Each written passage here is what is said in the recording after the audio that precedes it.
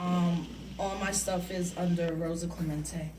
So I have 53 minutes, and I do want to get in some Q&A, so I'm just going to jump right into it. First and foremost, thank you all for being here this morning, and I hope the rest of the conference is great for you. And thank you to Christopher for reaching out to me last year. Well, and I told him I was winding down my tour, and this is my last stop. After 15 months, 47 colleges and universities, and I don't know how many miles and plane rides. I'm ending my tour, which was called If I Was President. And then this year, when I started again in September, I was supposed to begin writing my dissertation, which I've been putting off now for 2.5 years. By being back in the streets, particularly with young folks and in a lot of movement spaces. And I was like, I can't believe this dude's gonna win the presidency. And people are like, you're crazy. I'm like, no, I'm clear on white America. I've been traveling around for the whole year.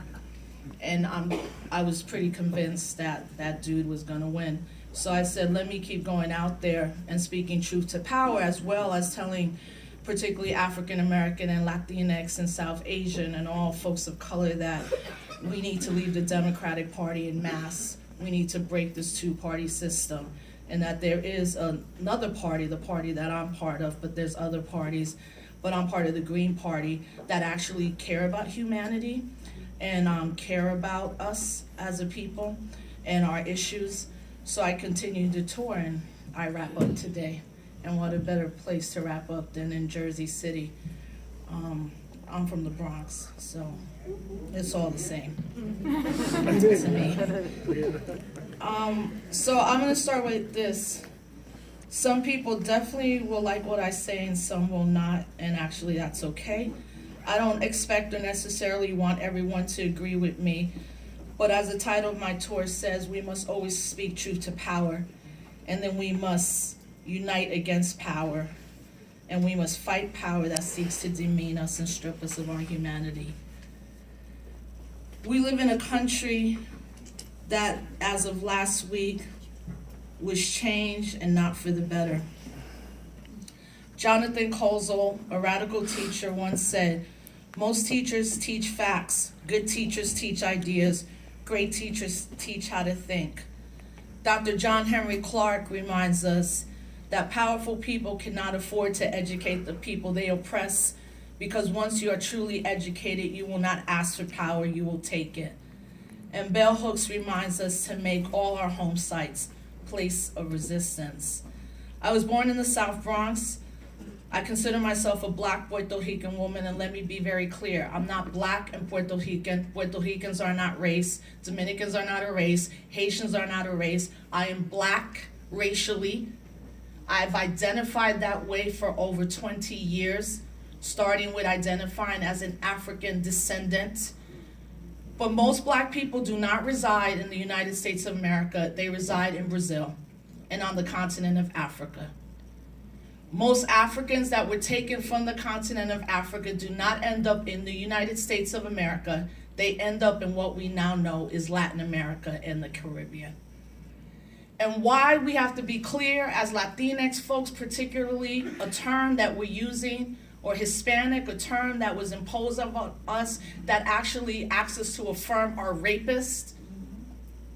We can never affirm our rapist. We that are identified now, currently, especially as young folks in the academy, as Latinx people, have to be very clear that we are not 1/3 white, 1/3 indigenous, we're not a multiracial rainbow people, that we are African and indigenous descendants. And unfortunately, in the United States of America, when we hear Black, we only think of African Americans. And what I'm saying is, that's what the media does. That's not what our homes look like. That's not what our hoods look like. That's not what our schools look like. But you better believe that white supremacy loves when we divide and conquer ourselves over names that we never even created. You better believe that we've been just as colonized as any other people. And then think why this society would not want us to think that we're the majority along with our other brothers and sisters. Think about being part of the Dominican Republic and what you've heard in your household or how Haitians are treated.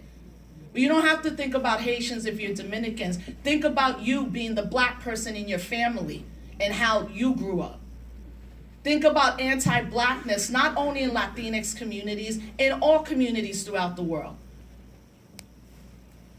Be very clear right now that even if you embrace ethnicity,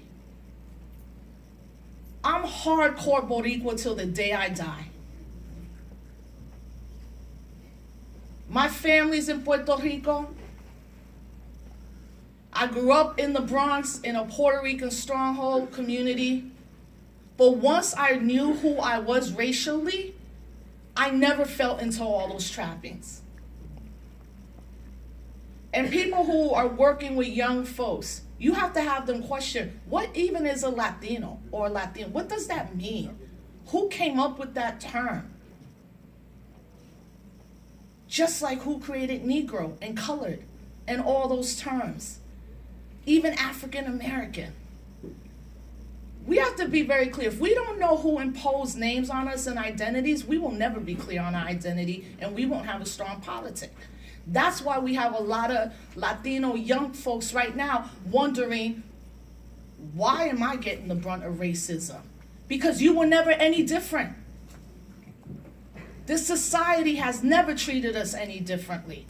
And in fact, it exploits us more because we're not sure of who we are racially as a people. And that goes for African American brothers and sisters too. Just because you say you're black does not mean you have a black consciousness. Just because you say you're black doesn't mean you love your people. America loves black and brown culture and it hates black and brown people, and it just elected a president who hates us too. We don't have time right now for games. We don't have time to be nice to white folks. And for the white people in this room, I'm sorry. You might not have voted for Trump, but 63% of your men and 52% of your women did. So you all need to have a reckoning in your communities right now. And college-educated white women, right? The white feminists, right? Always telling us as feminists of color, why don't we get down? Maybe that's why we don't get down, because we knew that. And the reason I have to be honest is because before Trump, every 28 hours, one of us was getting killed by the police. Before Trump, our communities have been gentrified. Before Trump, they destroyed our public schools. Before Trump, we had poison water and have mad chemicals going out throughout this whole country, but mostly impacting not just people of color, poor people. They act like black and brown people don't live in rural communities. They act like black and brown people aren't the most working class demographic in the whole country. So if people around you can't deal with us talking, what's going to happen when we organize, resist, and rebel? Because that's the only choice we have now, right now, to exist. Your existence will be because you resist, not because you go along. The existence of white folks and their humanity will exist when black and brown people are free. We need to be very clear what happened last week, and that this media and society is trying to normalize a white nationalist, KKK-driven person running the White House. Isn't it fascinating how everybody's like, no, just chill, he's our president. He's not my president. I hope he fails at everything he does. I don't root for his success, because his success means deportations, internment of Muslims, labeling every Mexican a rapist, and sexually assaulting women, period. We want that to be successful? We want that at the highest levels of government and think it's not going to affect our higher education institutions? Most of the racial violence or racial verbal violence has been where? In middle schools, not in high schools, not in colleges, not in the workplace. Middle school kids chanting, build that wall. In their lunchroom, and their teacher standing like it's all right. Middle school kids saying how Hitler, this is our America now. White America, Trump wins. Middle school kids in upstate New York going to their softball league, graffitiing swastikas. Because see, this guy, Steve Bannon, that they call the alt-right, which is the neo-Nazis, is also anti-Semitic. So where are the white folks standing up right now? Well, some of them are in the streets, side to side with us, as they should be. No longer comfortable in being allies or wearing stupid safety pins. Don't come to me with that right now. And then we have a black president who is helping to normalize this. Now, he has a constitutional duty to ensure the peacefulness, the peaceful transition of power. But is it really a peaceful transition of power when it comes on the back of our people? Could he have just once said, listen, I gotta accept this dude because I'm the president, but really, I need every young person in the streets. I need everyone in the streets right now. You're gonna tell us to give him a chance. That's like asking my generation to give Reagan a chance again. Would we? Would we give George Bush another chance? No. Would you give the Third Reich another chance? Would you give Hitler a chance?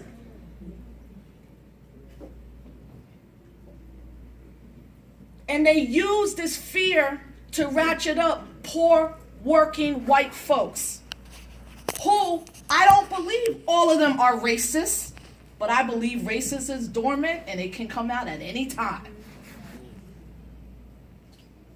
But poor white people, you think Trump's gonna save you? You think jobs are coming back? What manufacturing jobs are coming back from China? What are you talking about? And then if we don't want to deal with race, let's just deal with the fact that this dude just said he's going to pull out of every climate change agreement. All right, then Mother Earth is dead, so we're all dead, regardless of gender, sexuality, right-wing Republic, conservative. And for all the women in here, all the women, really, we have no reproductive rights. My daughter's going to grow up in a country where reproductive rights are not legal, where she won't have a right to an abortion, even if she's about to die? And what about our LGBTQ brothers and sisters? What about our queer trans folks that have made enormous strides in organizing? Suicide hotlines for LGBTQ, suicide hotlines are up. They can't even get enough volunteers to man them. We had a social justice movement within Black Lives Matter that has uplifted particularly trans women of color, queer people of color. And what now? Imagine being queer, Muslim, and undocumented. Imagine being Honduran, queer, and undocumented. I wouldn't even be leaving the house right now. And this is all before he's inaugurated. This is all before the policies set in. Take a look at the picture from the White House yesterday. 100 white people looking like some, again, neo-Nazi revival camp. They're running the presidency with a couple of black and brown folks sprinkled in for good measure. But look, President Obama built the deportation for Trump to run with it. President Obama's the deporter-in-chief, deported 2.5 million people. We got dreamers right now in every college scared.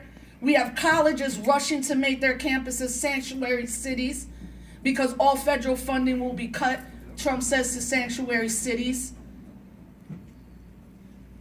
We have have to be very, very clear right now. And if you're going to be a leader, this word diversity can go the way other words have gone. And I'm talking about the conference. What does that mean? Nothing at this point. Diversity makes people feel really good. February makes people feel really good. Hispanic Heritage Month makes people feel really good. The 30 days we get for women, all women, makes people feel really, really good. Going to an event with food that's cultural makes people feel really, really good. What are you doing besides that?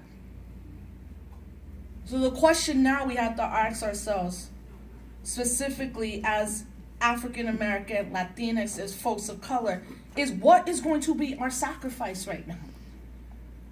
All of us in this space, all of us that are in a higher education institution, all of us that are going to continue in some form of higher education, right? We are the privileged in our community. Most of our brothers and sisters, not because they don't want to be here, but because of lack of opportunities, because of systematic, institutional white supremacy in all levels of the education system in this country, will never be out of college. So why are we here in these spaces? To get a good job? Those don't really exist the way we used to think they do. To work somewhere for 30 years, that's not really going to happen anymore. Or are we here to become scholars and activists and innovators and entrepreneurs and social justice warriors? You know people who are working 2 or 3 jobs just to pay rent right now.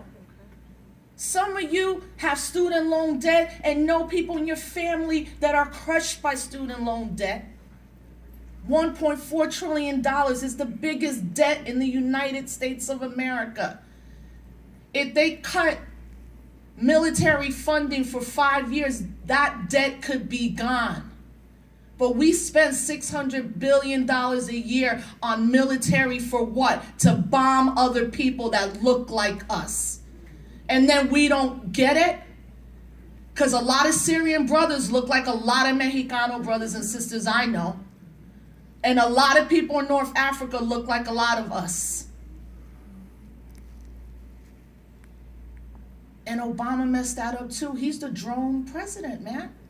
He has ratcheted up drone warfare that we've never seen in our time. And let me be clear, drones are not only flying in the Middle East, they're flying in Ferguson and Baltimore and Charlotte and in all the protests right now. Did we think that wasn't going to revisit us? We saw that revisited us in Ferguson when your generation saw the militarized police in a state that you've never seen before. Every police officer, every police unit out here in Jersey, New York, and all of them have access to MRAPs. What do you need military tanks for in a police force? Everything is now a SWAT team. There's no protest you're going to now that there won't be tear gas or pepper spray. It won't matter if you're good and nice and protesting really beautifully. That's what they do. They do it to Native people on their own land in North Dakota and sick dogs on them like it's the 1960s down south. Why? Because the Native people are protecting our water. Our Native brothers and sisters are protecting water for 17 million people. Because if they know that pipeline gets built, all pipelines burst eventually. 17 million people, they're trying to protect water. They're met with dogs. I mean, this is our Native brothers and sisters where no treaty has ever been kept by this country. And Obama's response to that was, we'll let it see how it plays out. What do you mean, man? You out. Do something right now. Sign mad executive orders, free political prisoners, give clemency to every brother and sister that's locked down for a nonviolent crime. Do something before you leave that will benefit the majority of us. Give clemency to all the dreamers so they can't be deported. We have to demand that. And us in these spaces are the voices for the people working 2 or 3 jobs. Our mothers, our ancestors, our brothers, our sisters, those that return home and are working as dishwashers, as janitors, busting their ass but can't get to a meeting. They don't have time to read a book sometimes and ponder about theory and all that, but we do. And that's our job while we're in these spaces. It's our job. And I say this not because I grew up as an organizer. I didn't grow up as an organizer. I grew up in the Bronx. I didn't know anything about my history as a Boricua. I knew what it meant to go to the parade. I knew what it meant to speak Spanish. I knew what it meant to rep my flag. I didn't know why Puerto Rico was a colony. I didn't know why we had political prisoners. I didn't know that 1/3 of the women in Puerto Rico was sterilized. Then I didn't know that they did that to Ecuadorian and Guatemalan women too. I didn't know that that doctor that sterilized people in Puerto Rico would then be brought not only to Lincoln Hospital in the Bronx, but also to Newark to sterilize 3,000 more African American and Latina women. I didn't know why Oscar Lopez was in jail. I didn't know who the Young Lords were. I didn't know the Brown Berets, the Machateros, the Black Liberation Army. I didn't know Assata Shakur. And I went to a good school. I grew up middle class. I grew up in the South Bronx. My dad hit a number, bought a house in Westchester County, 21 miles away, 2 completely different worlds. When we were in 11th and 12th grade, and all me and my cousins still in the Bronx, and me in Westchester, applying for college, my counselor told me I could go anywhere I wanted to go and would help me. Their counselor told them they might as well just leave school now and get a job. My mom took us every weekend. We were back in the Bronx, right? Like with the family. So you begin to be like, this something that's not right. Oh, why doesn't Chino want to come over to our house every weekend? Right, because Chino right now in the Bronx is either being racially profiled, got to deal with some gang violence, poverty, whatever. Yeah, he wants to be up in Westchester County. Right? But I didn't know that until I got to college. In that first year in college, I did what a lot of us did. I went to parties, I smoked, and I didn't go to class. And I almost got kicked out of school. And my mom's like, I'll pay 1 more semester, after that, it's a wrap. I went back the second year, I joined every student organization I could. I went to every fraternity and sorority event, even though I didn't join, but to everyone that I could. Right? I was there when one of the major Latina sororities, Omega Phi Beta, was founded. I saw that process. I saw, people embracing their Africanness. I saw Black Panamanians and Black Dominicans, and I was in the Albany State University Black Alliance and Fuerza Latina. I joined student government. I started getting involved in search committees, and I changed my major from political science to Africana studies. And I've been a Black Studies major ever since. That's what I'm completing my doctorate at the W.E.B. Du Bois Department at UMass Amherst. And I found a home in Black Studies because the underlying philosophy to Black Studies is that we're scholar activists, that we're not just in Black Studies to be up in Black Studies, that we have an ultimate duty to our community. And all those things I just dropped, right, is what I learned in college. Through this transformation, I became a critical thinker.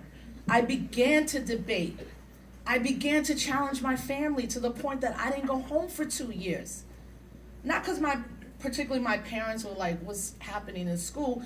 They were more like, don't worry about that. So why we never talked about that. And I was like, that's the problem.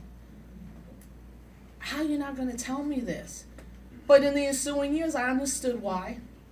My parents were, the typical Puerto Rican migrant.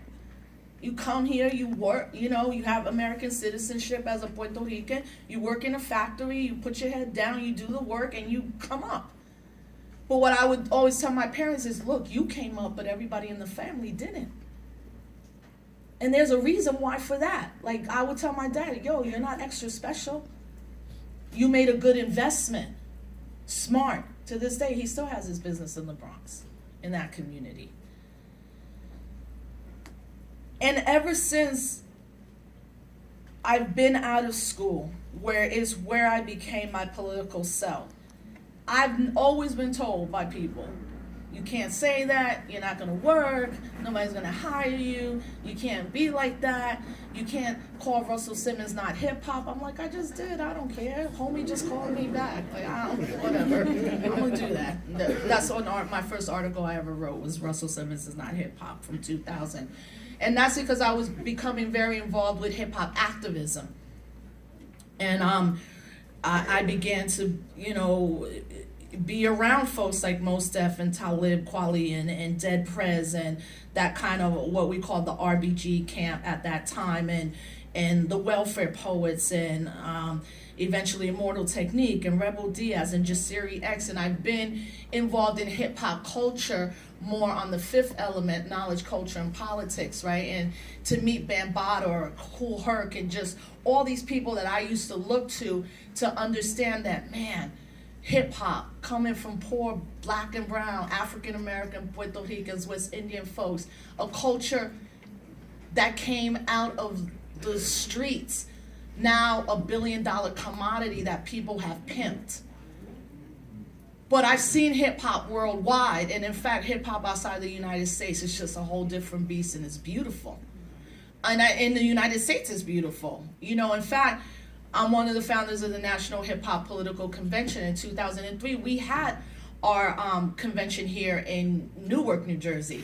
And one of the reasons we had it is because Raz Baraka is one of our homies, right? He's a comrade, a friend. And Raz said, listen, we got to start holding these elected officials accountable. And Raz had a plan. And we knew that if we had it in Newark, it would feed into his plan that we all supported, which would be him eventually becoming mayor. And thank God Newark has a Raz Baraka. And thank God there's some elected officials like that. But we made mistakes even with that.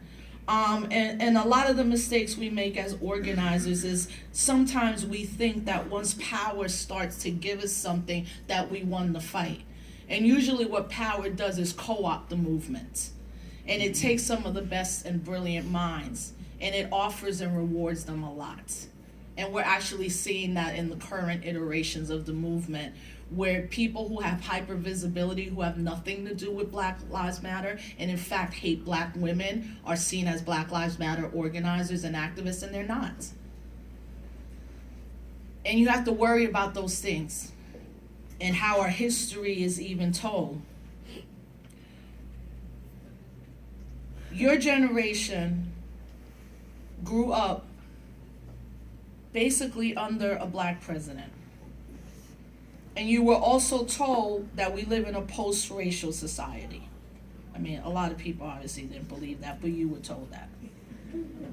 And it wasn't until the killing of Trayvon Martin for a lot of younger people, well, actually not the killing of Trayvon, is when George Zimmerman was not was not convicted.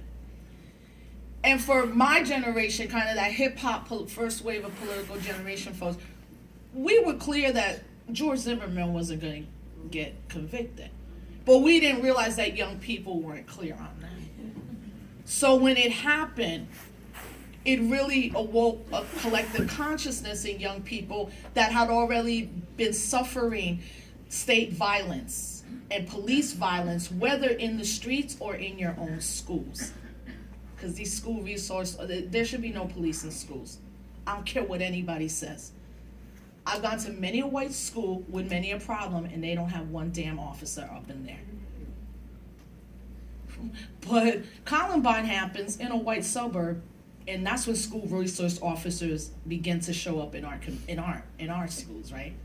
And people could argue with me, whatever, but you want to spend more money on police than you do on a science lab? You want to spend more money police than you do on a school trip? You want to spend more money on, quote, behavior because you stripped everything out of the school and wonder why the kids are acting the way they're acting? Maybe because you're sending them to lunch at 10 a.m. to eat rotten food. And they're not stupid. Right? And maybe we have a whole generation of young people, regardless of your school, no matter how dope your school was, that you've become a test generation baby. You grew up under standardized testing as the norm. And then college professors are like, why do my students don't want to think for themselves? Maybe because they spent 5 years, somebody telling them exactly what to do, what to say, what to think, not to talk back. In fact, if you talk back, that's usually an incident report. I'm like, what are we... That's why there's a school to prison pipeline.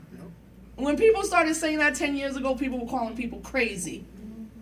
Now there's no element of criminal justice that doesn't talk about that, right? Criminal justice reform. And now lately, we've seen reports on what they call the sexual abuse to prison pipeline. 44% of African American Latino women are sexually abused before the age of 18. African American girls are the most suspended in schools and the most facing disciplinary charges. Right? 90% of women incarcerated have all suffered some form of sexual abuse. 85% of women incarcerated are in there for nonviolent crimes they call quality of life crimes, welfare, fraud, maybe prostitution, or what people call sex work. And a lot of sisters are locked down because they were protecting themselves from an abuser. You should read about the case of Brescia out in Ohio, 14-year-old girl who killed her father because he had been abusing her, and everyone in the town knew it, including the police. And now the prosecutor wants to prosecute her and put her in jail for life. She's 15 now. That's how long she's been in jail, 6 months, right? We all have been in proximity to that. We suffered it. We've seen it in our family. Or we're just plainly aware of the truth. When we talk about mass incarceration, I don't think people fully understand. We're not talking about one generation. We're 3 generations deep up in that right now of massively incarcerating our people. We're not 1. We're not 3. I know people whose grandfathers were in jail, fathers were in jail, son is in jail, and the next son's about to be in jail. Then people will say, well, what do we do about police? You know what? Defund and divest from police. You want to keep killing us? You don't deserve our money. We're capable of coming up with ways to protect our communities. You don't think we are? I kind of think we are. We got a lot of smart people in our communities. And the reason I say divest in police is because police keep getting rewarded for killing us. They get pay raises.